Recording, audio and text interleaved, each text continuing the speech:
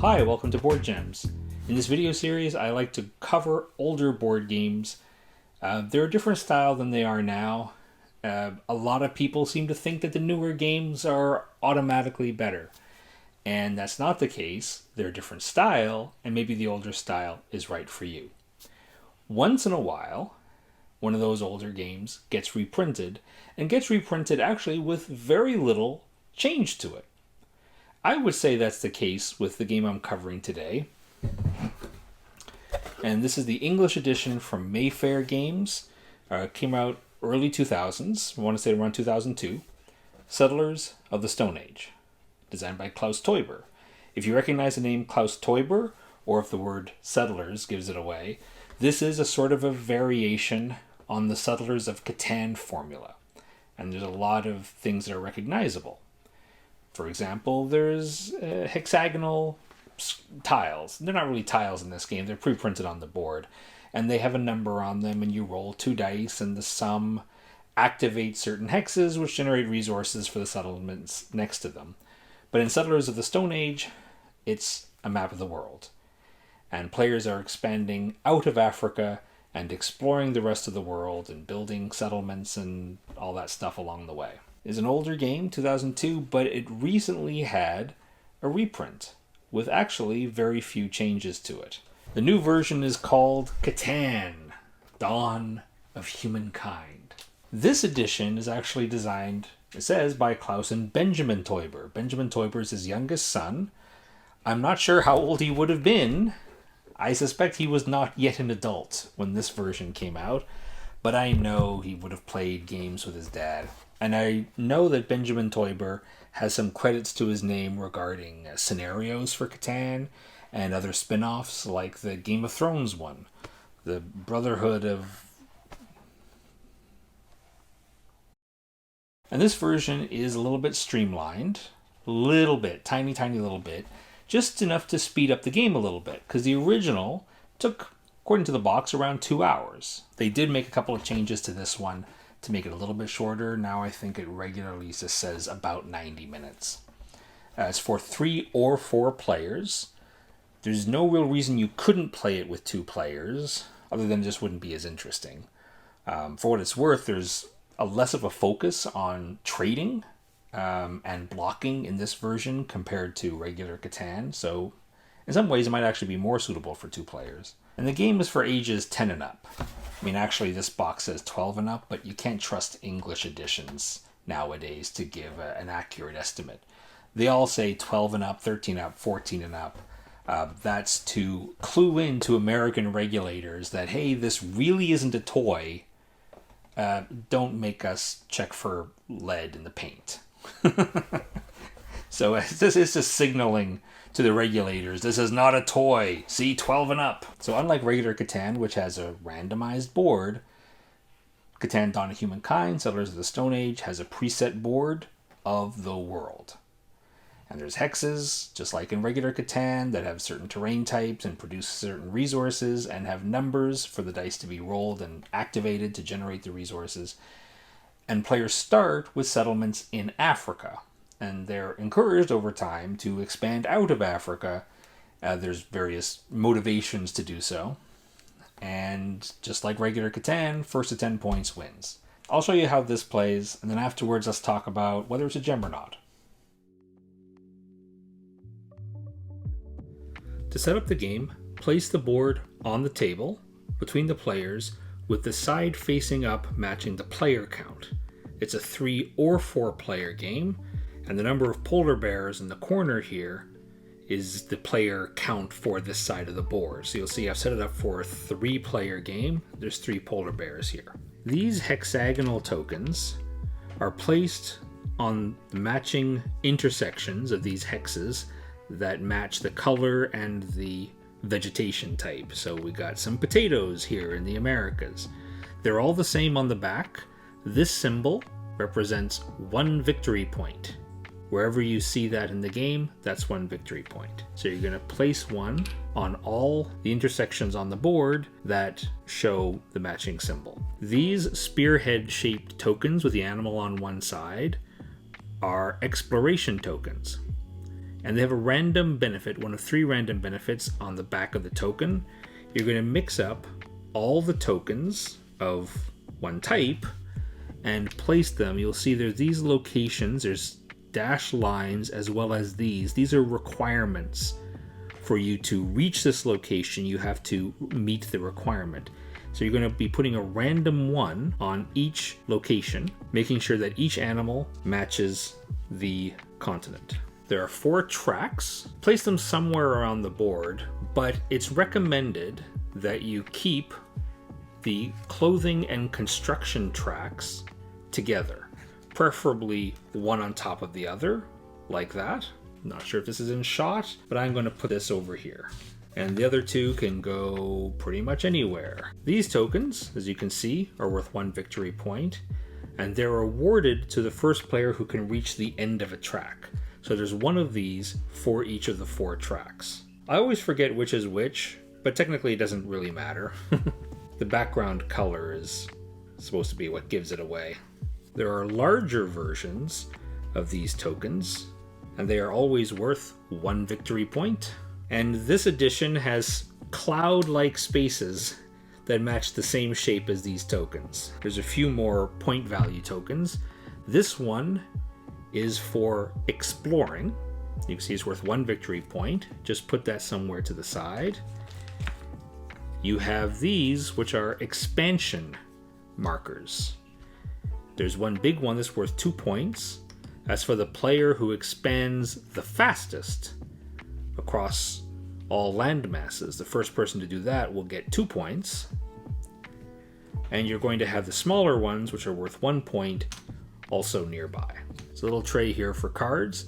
There's 4 resource types in this game, and they correspond to the 4 terrain types you see on the map. In the forest areas, there's hide. In the desert area, bones. In the plains, food. And in the mountains, flint. Each player starts with 1 hide and 1 bone. Put the tray to the side somewhere. Each player gets a player aid. It's double-sided. These are the equivalent of robbers in regular Catan. There's a Neanderthal and a smilodon, saber-toothed tiger. Put the smilodon in the glaciers up here above the Americas, and the Neanderthal can go somewhere up here above Eurasia. Put the dice somewhere central nearby. Each player gets 6 huts, 2 explorers. That's these larger pawns. And these 4 smaller pawns go at the starting location of each of the 4 tracks. They're track markers. And now it's time to set up our starting location, Africa. You see there are these pip tokens, just like in regular Catan, that show a number, the result of 2 dice, and a number of pips showing how frequently that roll will come up on 2 dice. You're going to check the player setup sheet that comes with the game and set up Africa with the pip tokens in the location matching. If you have a few games under your belt, you'll probably want to do a variable setup where players can choose their starting locations, just like in regular Catan. And just like regular Catan, they do have a suggested starting location for each of the players. You start with 1 explorer on the board, and the other explorer can come into play later. And you're ready to start the game. Just like in regular Catan, the goal is to get 10 victory points. You can get victory points in a number of different ways. Unlike regular Catan, having a settlement does not equal victory points. The victory points all come in the form of this symbol, the sort of the sun symbol from the cover of the game. Whenever you collect these tokens, you'll have them face up, and if ever somebody has 10 of this symbol in front of them, they immediately win the game. What are some ways of getting points? These locations are places where you can build new settlements. If you build a settlement in a location, you take the token, worth 1 point. These are exploration tokens. When a player is able to reach one, they turn over the token and get the benefit on the back, one of which is a victory point. The first player to collect 4 of these tokens from 4 different continents, so 1 blue, 1 pink, 1 brown, and 1 orange. The first player to do that gets the rapid expansion point token, which is worth 2 victory points. Anybody who does it later will get 1 point. The first player to collect any 2 exploration markers gets the exploration token, which is worth 1 victory point. But anytime a player gets more exploration markers, they get to take this token from them. This is 1 point that might move around and change from player to player. It is the only one to do so. Everything else, once you earn the victory point, that's it. Over the course of the game, you'll be able to progress your markers along these 4 tracks, and the first time somebody reaches the last space of a track, they get this, which, as you guessed it, is worth 1 victory point. And first player to 10 points wins. Pick a start player, play as clockwise. The first thing you do is you roll the dice. And based on the result, every matching pip token, whether it's pre-printed on the board or is a token that's been added to Africa, every settlement adjacent to that hex that matches that number will gain for the player that owns that settlement the resource matching that terrain type. So for example, this 8 and this 8, there are no settlements next to them, but red would earn 1 hide, and blue and yellow would each earn 1 food from this hex. If a player rolls a 7, just like in regular Catan, everybody has to check their hand size. There is a hand limit of 7 cards, but it's not enforced until somebody rolls a 7. When somebody rolls a 7, anybody who has more than 7 cards, 8 or more, has to discard half their hand size, rounded in their favor. And in addition, they get to move the robber. In this game, there are 2 robbers. The Neanderthal moves around Eurasia, and the smilodon moves around the Americas and Australia, neither of which can enter Africa. There's a dashed line separating Africa from Eurasia. As players expand out of Africa and build settlements here, you can certainly place the Neanderthal, or the smilodon in the case of Americas and Australia. This blocks future production, so on later rolls of 8, settlements next to this hex would not get flint. And in addition, when you move the robber, the Neanderthal or smilodon, onto a hex, you would get to steal 1 resource at random from a player who has a settlement adjacent to it. Always a settlement, not an explorer. These are the explorers. They move around. If it looks like this, you would not be able to steal from red. It's only if you have a settlement. After the roll, then players have a number of actions, and they can do these in any order. You can trade. On your turn, you can trade with other players, and you can trade these cards. Any combination for any combination that's mutually agreed upon by the 2 players. When it's red's turn, yellow and blue cannot trade with each other. They can only trade with the player whose turn it is. You can create an explorer. Explorers have to be created next to that player's settlement, and the space has to be empty. The cost to build an explorer, to create one, is 1 hide and 1 food. You can move an explorer. At a basic level, an explorer can move 1 to 3 spaces, space being along a line to an intersection. So 1, 2, 3, for example. To move an explorer costs 1 hide or 1 food, but each explorer can only move once on a player's turn. When an explorer reaches one of these tokens, nothing happens. Want to be clear. Another action that a player can do on their turn is to create a settlement, or camp, as they refer to it in this game. Camps cost 1 hide, 1 bone, and 1 flint. Camps can only be created where there are these tokens, and only where you have an explorer. So if an explorer is on a token, you are able to convert that explorer into a camp. You pay 1 hide, 1 bone, and 1 flint. You remove the explorer. You take the token, 1 point, and replace it with a camp. And now, of course, on rolls of 3, 4, or 9, red will be generating more resources that they can use. You always have to create explorers adjacent to camps. Now that you have a new camp, you could, of course, create an explorer adjacent to that camp. If you want to create an explorer and you already have 2 on the board, you are allowed to teleport, in a manner of speaking, by taking 1 explorer off the board and building an explorer, creating an explorer in the new location. And that works with camps as well. Each player has 6 camps, and once they've built all 6, if they want to build a 7th, they have to move 1. And if they move 1, they have to start in Africa. And only after all the settlements have left Africa would you then, if you want to create a new settlement again, you could move anyone that's on the map. But when you're removing 1 to create a new one, always remove from Africa first. The other thing you can spend resources on is to progress on the tracks. Each track has a cost to move between levels. To move to level 1 on a track costs 1 flint, 2, 1 bone, level 3, a bone and a flint, and level 4, a bone, a flint, and a food.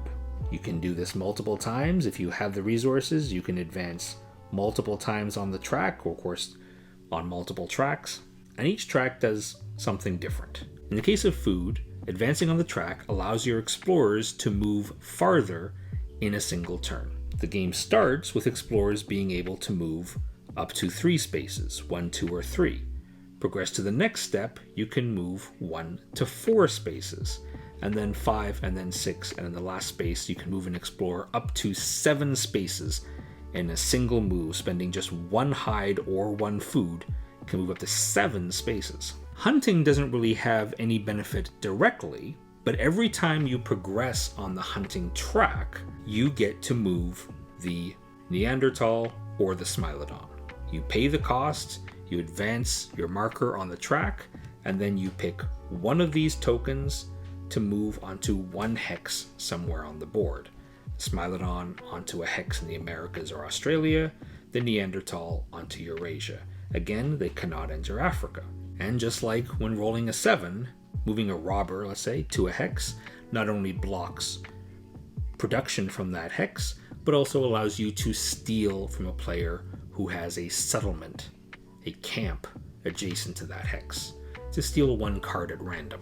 Construction and clothing are the last 2 tracks, and they allow you to meet the requirements to collect exploration tokens. Every exploration token has a restriction, a requirement that you have to be able to reach in order to collect that token. For this token, you have to have 2 clothing, 1 construction. So red would need to be 1 space, at least 1 space on the construction track, and at least 2 spaces on the clothing track. If so, then as part of an explorer's move, they can then cross this boundary and collect this token. And they don't have to end their turn, it's just part of movement. So once they pass that, they see the result of this, and then they can continue on and backtrack if they need to. Importantly, it's not just for exploration tokens. In order to enter Australia, you would need 1 clothing and 3 construction. To enter the Americas, you would need 3 clothing and 1 construction. Each of these exploration tokens has a benefit. There are 3 different benefits. This, that shows a hex of a terrain type, is desertification, desolation. Part of Africa is drying up, and this is actually represented in the original edition by desert tiles that get added to Africa. In this game, it's represented by removing the pip token. The player who collects this token reveals it, and then they must then pick 1 forest hex in Africa and remove its pip token. If this was red, they probably wouldn't want to remove this one because they have a camp here. But they would remove the 11, which blue and yellow benefit from, or the 9, which blue benefits from. And they would take the hex and remove it from the game. And from this point forward, this hex no longer produces resources. I don't know if you can see this, but this is showing the handsome mug of the Neanderthal and his pet smilodon. If you get this token, this is just like rolling a 7 or advancing on the hunting track, you would again pick the Neanderthal or the smilodon and move them onto a hex in the territory that they're limited to, stealing from a player who has a settlement adjacent to that hex. The last benefit is a point. And you'll see it shows the point symbol inside a larger animal. Normally, when you collect point tokens, you keep them face up in front of you. You don't do that for these animal tokens. If you get a point this way, then you would claim the large token, matching that animal type, which is specific to the area it's in. That shows a victory point. So if you revealed this token, you would immediately take this token, flip it to its point side, put it face up in front of you, then take this, flip it back face down, and put it in front of you. The first player to collect any 2 of these will get this exploration point token, which is worth 1 point. But any player who gets more animals of any type takes it from them. Of each animal type, of which there are 3 or 4, one of them is always a point token. Each region has 1 of these big animals, and so there's 1 point available. The first player who builds settlements in all 4 colors, so 1 blue, 1 pink, 1 brown from Australia, and 1 orange from either North America or South America. The first player to get 1 of each color receives this rapid expansion token, which is worth 2 points, and that cannot be taken away. But any other player who later achieves the same thing will get 1 victory point. And if a player reaches the end of a track, if they're the first person to do so, they will get the matching token for that track, which is worth 1 victory point. Other players who reach the end of the tracks will not get that bonus point. Keep taking turns clockwise, moving your explorers, converting explorers into settlements, creating the explorers again so you can continue your expansion, move your explorers into these areas to collect exploration tokens and build settlements in new locations, and advance on these tracks. And the first player to achieve 10 points that has 10 of this symbol in front of them wins the game. And that's it. You're ready to play Catan, Dawn of Humankind. What are some of the complaints people have about the original edition? It's a bit of a tough sell for 2 reasons. The first being it's longer than regular Catan. A regular game of Catan, in my experience, of course you can bang a game through really fast, but if you're playing kind of casually, getting into the trading a bit, a game of Catan will usually last at least an hour, sometimes up to 90 minutes, and Settlers of the Stone Age is more like 90 to 120 minutes. One of the things that people love about Catan is the trading with each other, and you can do that in this game, but there's less of a focus on it. I find in practice that in this game, you usually don't need to trade all that much. You can, so if the robber, like the Neanderthal, is in a bad position, it's affecting 2 players, those 2 players may make a trade so that one player has enough of a resource to move up on the hunting track, which allows one to move the Neanderthal. In this game, you'll often get cards, and you can find something to do with them. You can move and explore. You can advance on a track, and these are all good things. And so that's not insignificant, but there's I feel a less of a focus on trading than the original. And number 3 is that there's less variability in the game. In Catan, you have a bunch of hexes, 19 hexes, hexagonal tiles. And every time you play, you just different variation, different setup. The hexes are in different places. The pip tokens are in different places. There's very little variation in Settlers of the Stone Age. The pip tokens are all pre-printed on the board, including the ones in Africa. The only variation comes in later games. You can choose to ignore the starting setup. So you're actually choosing where your starting settlements go. So that's a little bit of variation, but there's no variation in the setup of the board almost at all, just really in the exploration tokens. Where's the hidden victory point? everybody's favorite game, I think it's a hard sell for fans of Catan. Because it's longer than Catan, it's less variable than Catan. And some of the parts that people like about Catan, which is the trading and also maybe the development, turning your settlement into a city, upgrading it, those elements are not in this game or are not as interesting in this game, or not as present, not as much of the focus. So whereas I feel like this game should be aimed at fans of Catan, of which there is no shortage, instead it's using the Catan system for a completely different game, and one that fans of Catan may not appreciate. It kind of got forgotten about for a long time, so it's interesting that now we see what's basically a 20th anniversary edition. It's not really deluxe. I mean, the presentation is definitely improved with the plastic miniatures for the Neanderthal and the smilodon. Obviously, plastic pieces for the explorers and the huts. Lovely art in the new edition. The box art is very nice, more modern or more palatable to a modern audience. The old one's kind of static, even though it says in text, an exciting game. The box doesn't really give me that vibe. What are some of the downsides that I mentioned of Settlers of the Stone Age that the new version addressed? Well, for one thing, the game is shorter. So originally in the game of Settlers of the Stone Age, they gave the estimate as 90 to 120 minutes, or about 30 minutes per player. The box for the new edition says about 90 minutes. You can tell there are some mechanism tweaks in how the game plays that do speed up the game, or at least makes the game feel faster. For one thing, explorers move more easily now. What would happen in an old game of Settlers of the Stone Age is only food could move explorers. So if people weren't really rolling the food and weren't getting the food, it was hard to kind of get your explorers out there, and that would slow the game down. Now it's easier to move around your explorers because you can pay food or you can pay hides, I think.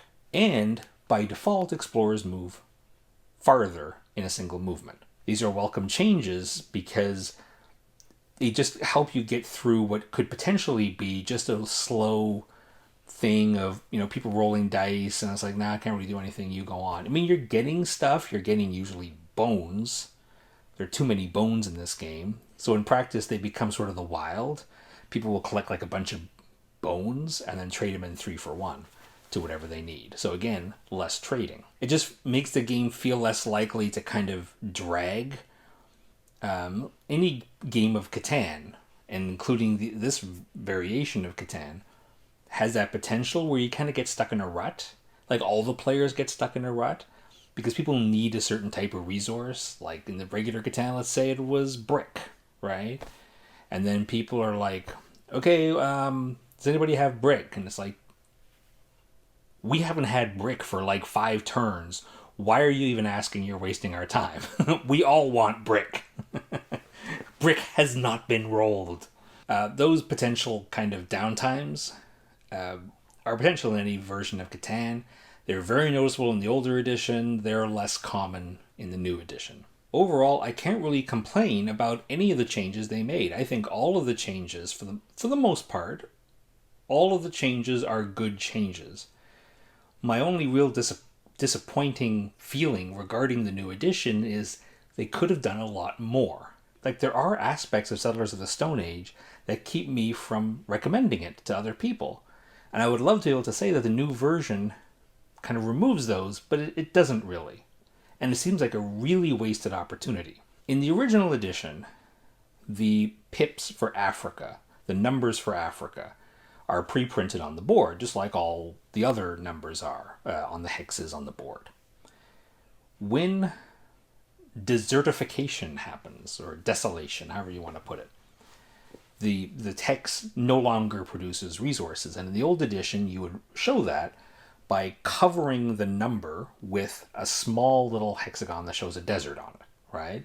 So it goes, you can picture it's the Sahara Desert and it's growing, across Africa. In this game, instead, they have the pip tokens as things that you add on to the hexes of Africa. So instead of having the value pre-printed and covering it with a desert tile, instead you, at the beginning of the game, you'll add the token, and when it becomes desert, you actually dry it up. So except for the very minor fact that I like to see desert forming in Africa, and that visual aspect is not present in the new edition, but the upside is potentially great. Oh, now, because the pip tokens aren't pre-printed on the board, now we can mix them up. So every time we play, we can have those values in different starting locations on Africa, right? No. I mean, you can do whatever you want with your own copy, but nothing in the rules suggests that they would recommend you do that. They still say when you're playing this game, you always want this number on this hex in every game. The variability comes in where people choose to start their settlements. And again, that feels a little weird, because if the numbers are always in the same place every game, wouldn't people just often pick the same locations every game? Okay, to be fair, it's very possible that this edition of this game, is so insanely balanced. Like, they played it so much to say, okay, we need to have, in the early game, we definitely want to have, the force producing hide a lot, because people are going to need hide early in the game. So let's make sure that the forest locations always have a 6 or an 8 or something like, and that may be a better experience than randomizing it.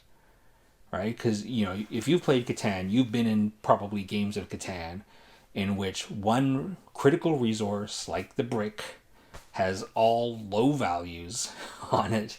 And you're looking at it and you're going, oh my god, this game is going to take forever because nobody's going to have any brick for like half the game. It's possible that they fine-tuned it that precisely. I could just describe that it feels like a missed opportunity. I'm not the type of person who equates variability with replayability, because there's lots of games out in the market that claim to be so replayable because at the beginning of the game you have random rules, or now these are the 3 goals that everybody's going for. Look, it makes it a completely different game, and people think of that as replayable. And what I think of as replayable is once you learn the game, that's it. That's the game. But that game, so you're not changing the rules, you're not introducing weird concepts every time you play. But the game is open-ended enough and has enough slack allowance for players to try different strategies, to try different things, to get in each other's way. And then it's replayable because, playing a 3-player game is going to feel different than playing a 4-player game. Playing with your family is going to feel different than playing with your colleagues at work. It's going to feel different than playing with your church group. That's replayability to me. It still feels like a missed opportunity here. So 2 of the biggest flaws in Settlers of the Stone Age was its lack of variability and its length. And this one has improved its length slightly, hasn't improved its variability at all. And because those are the big selling points of Catan, or at least if you're a fan of Catan, you probably like those things about Catan, it's hard to justify recommending the game to a fan of Catan. I know you want to play Catan, but how about this? How about we play this different version of Catan? It's like Catan, but it's longer. And the next time you play is going to feel very similar to the first time you play, and the 3rd time, and the 4th time, and so on. It's a hard sell, right? Why don't we just play Catan? And I don't have an answer for that, other than it's a different experience, and it's one that I enjoy. Like, I want to be clear, this is not a bad game, all right? There are lots of bad games that we never see because people realized they were bad games and then decided not to put any money toward making copies of it. We printed 5 prototypes and we realized how bad the game was, so we burned them. And now nobody has to be, exposed to them. But, a game like this, print 5,000 copies or something, somebody has enough confidence it's a good game. So, almost every game I'm going to cover is going to meet some minimum threshold of goodness. I have to justify a place on my shelf for it. I have to justify a scenario, or come up with a scenario in my head in which I go, with this group of people, or if I'm feeling this kind of vibe or something, that's the game I want to pull off the shelf and play, is this game. And I can't find that scenario. I'm not the world's biggest Catan fan, but I like it. And in most cases I would play this, I would just play regular Catan. But having said that, it's not a bad game, and there are aspects certainly that I like about it, and I think there are aspects that kind of more modern gamers would appreciate. Hey, it has tracks. You like tracks, don't you? You know, I was on Space 3 before, last turn, but now I'm on Space 4.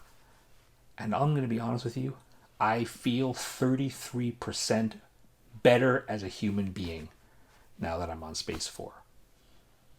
Look at you losers back in Space 3. I am transcendent, and I have arrived on Space 4. You're evolving, right? And then suddenly you're becoming like pure energy at Space 5, and you're just going off into space. And all the Neanderthals are like, oh. So short answer. Wait. How long is this video so far?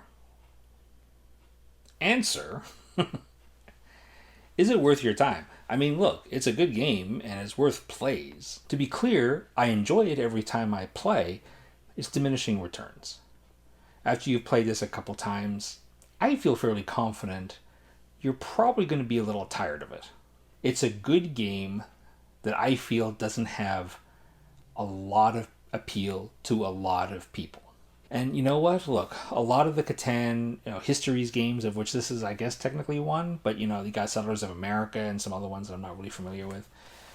Most, if not all of those, are pretty long games too. And they keep making those, so I probably don't know where I'm coming from. I'm not the target audience. I'm just trying to look at it and trying to decide who the target audience is. In my opinion, that audience is very, very small. Very narrow range for that audience. And for most people, they don't have to worry about this to stick with regular Catan. But thanks for watching. Just because Catan Dawn of Humankind isn't a new game doesn't mean it's a bad game.